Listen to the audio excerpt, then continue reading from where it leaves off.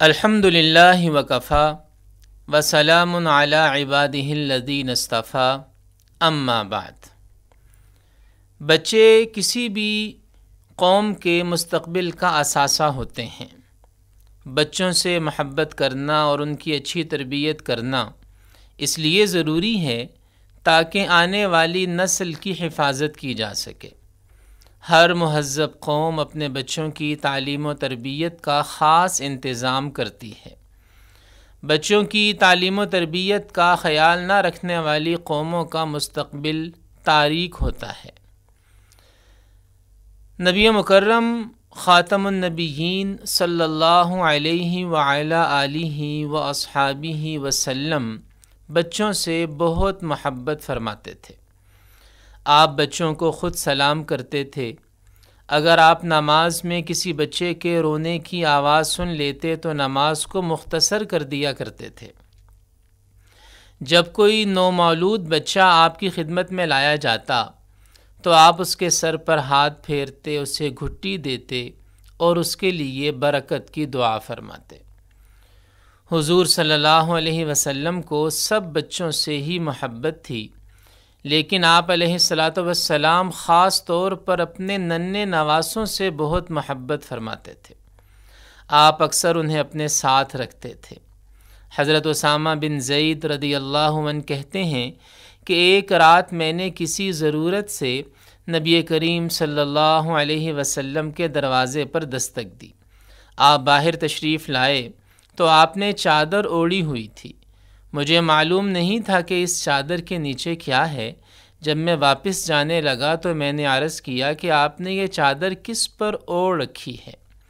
آپ صلی اللہ علیہ وسلم نے چادر اٹھائی تو میں نے دیکھا کہ آپ نے حسن اور حسین رضی اللہ عنہما کو اٹھا رکھا تھا۔ پھر آپ نے فرمایا، یہ دونوں میرے بچے ہیں اور میری بیٹی کے بیٹے ہیں۔ اے اللہ، میں ان دونوں سے محبت کرتا ہوں، تو بھی ان سے محبت فرما اور ان سے بھی محبت فرما جو ان دونوں سے محبت رکھتے ہیں۔ حضرت اسامہ بن زید رضی اللہ عنہ نبی کریم صلی اللہ علیہ وسلم کے منہ بولے بیٹے حضرت زید بن حارثہ رضی اللہ عنہ کے بیٹے تھے۔ نبی کریم صلی اللہ علیہ وسلم ان سے بہت محبت فرماتے اور ان کی تربیت فرماتے تھے۔ آپ علیہ الصلاۃ والسلام کی اسی تربیت کا نتیجہ تھا کہ حضرت اسامہ بن زید رضی اللہ عنہ نے اسلام کی لازوال خدمت انجام دی۔ آپ کے مقام و مرتبہ کا اندازہ اس بات سے لگایا جا سکتا ہے کہ حضور اکرم صلی اللہ علیہ وسلم نے ایک مرتبہ انہیں ایک ایسے لشکر کا امیر مقرر فرمایا تھا جس میں حضرت ابو بکر اور حضرت عمر رضی اللہ عنہما جیسے بڑے صحابہ موجود تھے۔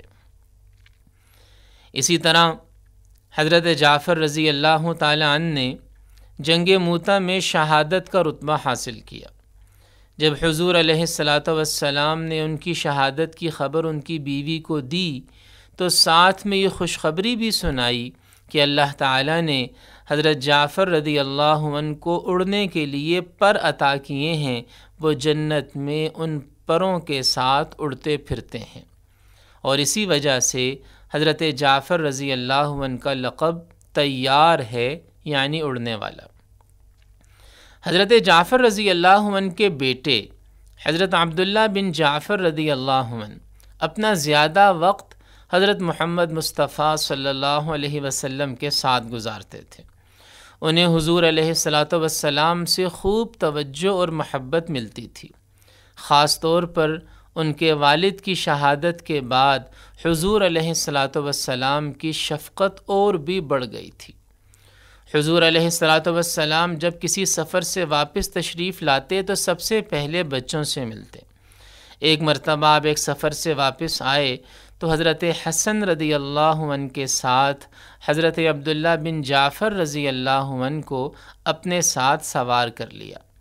اس طرح یہ تینوں حضرات ایک ہی سواری پر سوار ہو کر مدینہ منورہ داخل ہوئے۔ حضرت انس رضی اللہ عنہ کو 10 سال ہمارے نبی علیہ الصلاۃ والسلام کی خدمت کرنے کا موقع ملا۔ وہ کہتے ہیں کہ ان 10 سالوں میں حضور صلی اللہ علیہ وسلم نے مجھے کبھی مارا اور نہ ہی ڈانٹا۔ حضرت محمد مصطفیٰ صلی اللہ علیہ وسلم بیٹیوں سے بہت محبت کرتے تھے۔ آپ علیہ الصلاۃ والسلام سے پہلے عرب کے لوگ بیٹی کی پیدائش کو اچھا نہیں سمجھتے تھے، لیکن حضور علیہ الصلاۃ والسلام نے لوگوں کو بتایا کہ جو شخص بیٹی سے محبت کرے گا اور اس کی اچھی تربیت کرے گا، اللہ تعالیٰ اسے جنت میں میرے قریب رکھے گا۔ حضرت زینب رضی اللہ عنہا کی بیٹی حضرت امامہ سے ہمارے نبی علیہ الصلاۃ والسلام بہت محبت فرماتے تھے۔ بعض اوقات آپ نماز ادا کر رہے ہوتے تو آپ کی ننھی نواسی آپ کے مبارک کندھوں پر سوار ہو جاتی۔